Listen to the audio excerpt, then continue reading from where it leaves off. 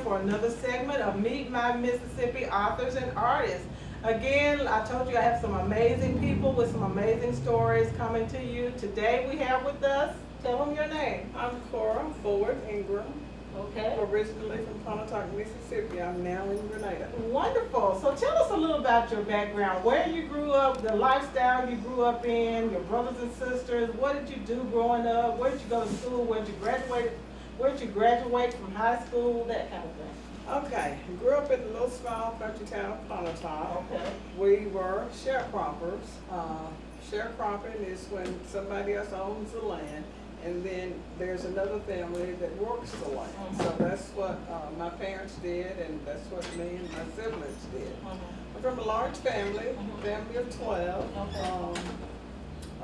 Some are deceased now, but anyway, that's what we grew up doing. Okay. And of course, that's where the name of the book came from. Absolutely. Went to 1 year of college at Alcorn A&M in Lowell, Mississippi. Okay.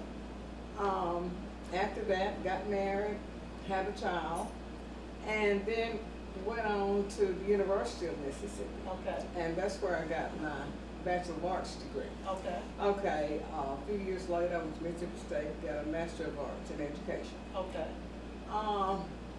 I wrote the book, well, it covers a span of years, probably 30 or 40 years, because I think it started out as just a series of prayers. When I was going through a hard time, I would document and date prayers and whatever I was going through. And the name of your book is what? Sharecropper's Daughter. Okay, and how long did it take you to get all the, from the beginning to publishing the book? See, that's what a lot of people need to know, that just because you get the idea and you think about writing it and start writing it, there may be years and years between the time of when you decide to publish. Absolutely. There were years and years.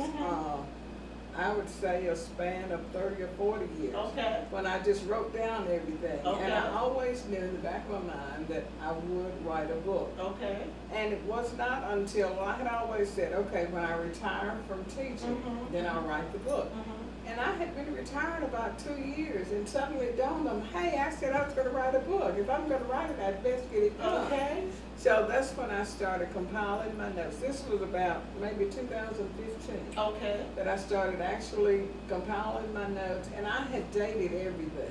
Oh, that's So I started compiling my notes, sequencing my notes, That is and wonderful. then, and the beauty of this day and time, when you have a computer and Microsoft Word or whatever, it makes me wonder what it was like for persons who had the typewriter, who had to just take it out and ball it up and throw it away. But with the computer and the Microsoft Word, you can edit and you can go in and delete or insert, and it's absolutely wonderful. So it's a good time, I guess, to do stuff like that. But anyway, that's what I did from 2015. Oh, I read that book, edited the book, added stuff, and maybe took a few things out. But anyway, by the time I finished, I was totally sick of it. That happens too. That happens too. But and just a few months ago, I pulled it out, and I thought, okay, now that I've stepped away from it for a while, it was published in January of 2017. Okay. I thought, okay, I'm going to go back and read this book. I was at the nail shop, and I decided to read it. And I thought, hey, I'm impressed. That's okay. Let's read that. So, okay, now we're going to fast forward to what you do now that goes along with the book and all that. Like, all of your life stuff goes with it because, okay, now you're doing a soup kitchen. Tell Well, us about I this. was until the week after spring break. Okay. I had done that about 20 years. Right. But I was sent to Grenada United Methodist Church as a pastor back in '92. Okay. I had the opportunity to take a disciple Bible study with First United Methodist Church in Grenada. And at the end of that particular class, we were challenged to implement something in the community. Oh, neat. In the meantime, I'm pastoring this strange congregation, and there's just little brush fires popping up everywhere. And I actually began to pray as I sat in the back of the church one Sunday morning listening to Sunday school lessons and whatever. I actually began to pray for the Lord to give me an idea of something I could do that would pull the congregation together. And that combined with the challenge of the disciple Bible study class to implement something in the community, that's where the idea for the soup kitchen came from.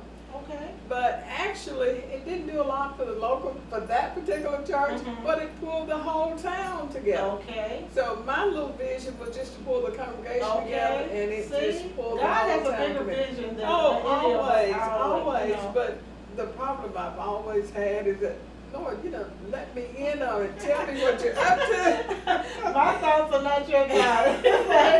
When you're laying flat on your back at night and praying, I mean, you don't see the end result. You don't know why you're going through this. And sometimes that's where faith comes in, because people talk about God being like the helicopter over a Christmas parade, because He can see the beginning of the parade, the middle, the end. All you are is right wherever all you are. I know is right there, Exactly. in the middle of this mess, and wondering, Lord, how am I going to get out? How are you going to get us out of this? But anyway, it pulled the whole town together. At some point, I had to leave the church. They didn't like street people coming into the church, a small segment. And all it takes is a small little segment of negativism to put the damper on the whole thing. But at any rate, I left the church back in 2004. February, it was a little bit, well, actually it was Good Friday when the doors were locked. And at that church. At that particular church, that was a strange. That was a strange. And she goes through all of this in the book. That's why this book is so interesting, because all of these little segments you talk about in the book, and you're very open and candid about a lot. Yeah, that's it. Yeah. But you know what that tells people, that they're not the only ones that go through some mess in their lives. But I mean, all of us go through a bunch of stuff, and then you be like, I look at her and. I would never think, that's how people look at on the outside, looking into anyone's life. You never know what's going on really the inside of a person. You never know the fight other people are having. So going back to the book, I'm gonna pull this in with the soup kitchen and come back again to the soup kitchen. You talk about a lot of eating and a lot of cooking, and you take a lot of time talking about the meals and how they were cooked and prepared, and talk about the love and the carrying on of traditions. You could make an emphasis of that in the book. I love that. Okay. Why is that, and how is that, and what is that little catchphrase that you say? Anointed to serve, anointed to cook, called to serve. Anointed to cook, called to serve. Okay, now tell us and that phrase, or those phrases that you just used, I have no concept, no knowledge of that. I just did me. And you use that a lot, do you? Yeah. I did me. That's what I do. And I'm anointed to do the things that I do and the things I have done. Anointed to cook, called to serve, just sums it up. And all of that comes out in the book. See, you weren't just exactly saying that, you weren't trying to do that, but all of that comes out in that. I tell people, in order to do the soup kitchen, you have to be able to take whatever comes through that door and make a meal from it, or let it be the start of the meal. And honey, y'all, if you see the pictures of these, we're going to flash some up here. If you see some of the pictures of these meals, it's like these homeless people or whoever does not have a meal, it's like they're eating with kings and queens. They are so blessed, but they're no more blessed than I am. I'm blessed because I get to use all that energy to create a meal from whatever we have. It is beautiful. Oh, well, I also say, if you have cream of mushroom soup, some onions, a few other basics, you can create a casserole or a meal just starting from there. You said that. And in the book you talk about ingredients and how people pull together almost nothing to make meals. So it's such a historical book. You tell a lot of history about Southern life, Black life, sharecropping, all that kind of stuff. So they can learn so much from that book. Well, when you think about it, that's exactly what my mother did. And we had so much. We raised even our popcorn and peanuts. And we had so much that we didn't even know we were poor. Right. And that happens in a lot of cases. Absolutely. Yeah, we didn't know it until we got older and looked back over our lives. Oh my God. Because parents made something out of nothing, and, They and, did. and what they had before them, gardens and sharing gardens and all that kind of stuff, they did that. And they- Everything was hog shared. killings with the whole family Oh, and, wow. and did that kind of stuff. Okay, now there was an artist from Oxford, I believe, who painted a picture of a hog killing, and you have one of his Right. paintings. I have one of his paintings. Now, That's what is his actually a painting of my father. Okay. I gave him a snapshot of my father Okay. killing a hog. And what is his And name? Because they just M.B. Mayfield. Okay. Yes, they Right. recently had Yes, a a thing in screening of a- Pontotoc and in Oxford. I went to both of them. Okay. Yeah. Wonderful. Honoring Yeah, him. they did a wonderful play, not play, but yeah, a movie or whatever you call it, about his life. So that is They sure wonderful. did. And that was your dad at a hog killing. A That picture. was. That is amazing. Mhm. And see, those kind of things, our children, the children that are millennials and back, they don't know anything about party lines, hog killing, all that kind of, you know what I mean? They're That's how deprived. people made They're deprived. That's how people made it, you know? Right, And that's how so a we book like survived. yours is timely because they can learn. And everything was shared, I mean, Mhm. and people actually helped, like if one family got the harvest in and another family didn't have theirs in, then that family would go and help another family. I Absolutely. mean, hog killing day, everybody went home with some meat. Everybody went home came, with some everybody meat. helped, and everybody went home with Yeah, something. with something, That is- absolutely. Absolutely, and we need to learn those lessons Yeah, today, you know, we because really we do. have gotten away from community Mhm. and things like that, and I think it makes us kind of lost, you know, Mhm. that we don't know who we are or where to go or where to turn, you know, that we can all come together Mhm. and be. So is there another book coming down the line, or that's gonna be your Well, book? I or- just finished writing one last night. I Oh, don't my want to talk goodness. too much Okay. about it, but I have a niece who is very talented as far as drawing. Mhm. So she's going to illustrate the book. Oh, my It's a book goodness. about a princess. I'm using her to. It's a children's book? It's a Oh, children's my book. goodness, wonderful, So, we're ready. the beauty Can of we the get the children's name book. of it? Do you have the name yet? A princess is born, I think. Okay, Now I'll have okay, to check with the okay. mother of the baby, my niece, to see if she agrees with that. Mhm.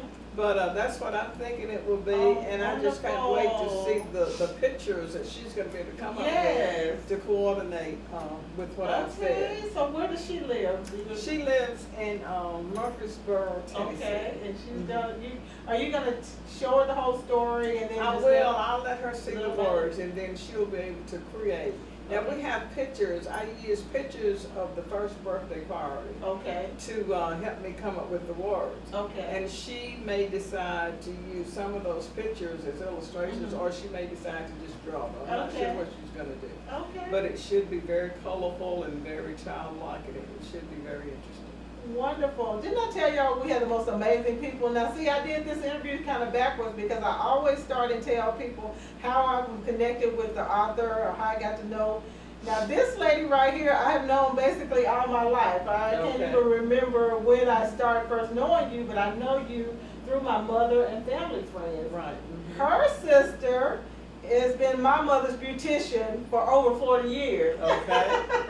So I want the people to know. So that's my connection, and that's how I know you. So. And your mother's my sorority sister. Absolutely, and so am I. Alpha Okay. Kappa Alpha. All right. So we are just so excited. And when do you think the children's book might be coming around the I bend? have no It'll take a idea. while. I'm probably going to use the same publisher that I use with my book, and then there's another one about my dogs. Now, Okay. if you know me on Facebook, you know that I talk a lot about my mutts. Mhm. We People live- love animals and We dogs. live in Muttsville. Okay, So, okay. anyway. How that'll many be dogs next- do you have? I just have 2. Okay. And I would have more, but I live with this blue-eyed guy. And it says enough is enough. Let's not overrun with all the Yeah. animals. Well, we get to a larger place. Now, my hope is to move back to Pontotoc at some point. Okay. I'm so looking forward to that. So Okay. maybe when we get a little more space, and we're not on the corner of Main Street Right. and Grenada, Right. I'll have a little more space to have a little more animals.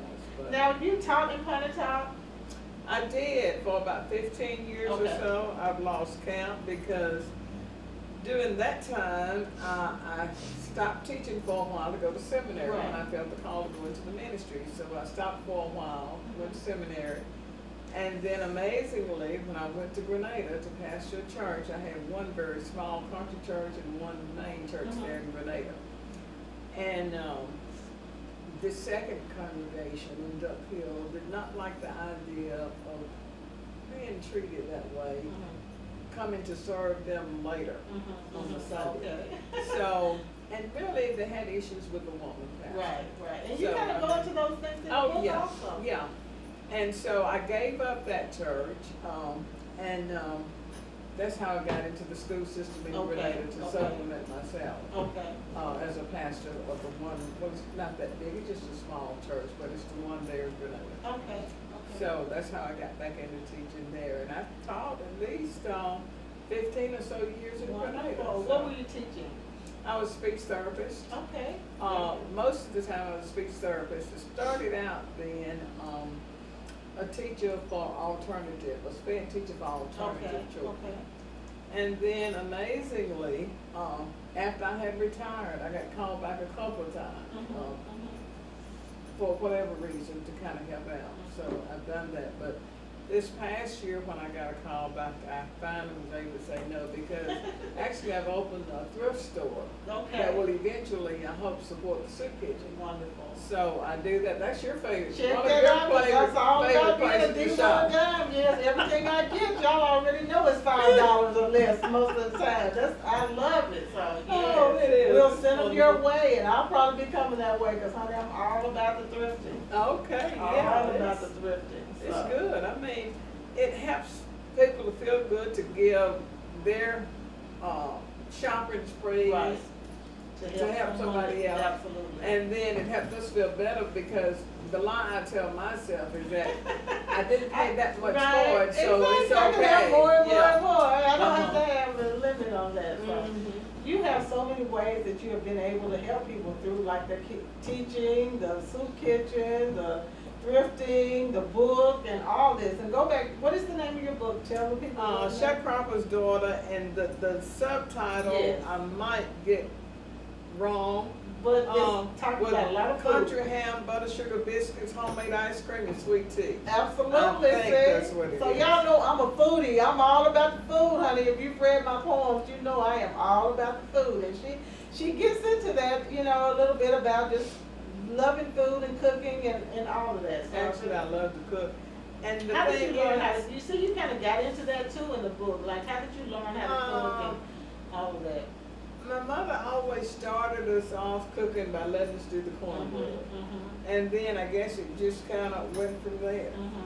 But it's something I absolutely love, and I'm anointed to do it because I will, when I'm going to make a large quantity of something, I will research. My favorite place to go is allrecipes.com. And I'll look at several recipes, and then I'll do it my way. Okay, that is. But I cook and I taste a lot. I don't necessarily follow.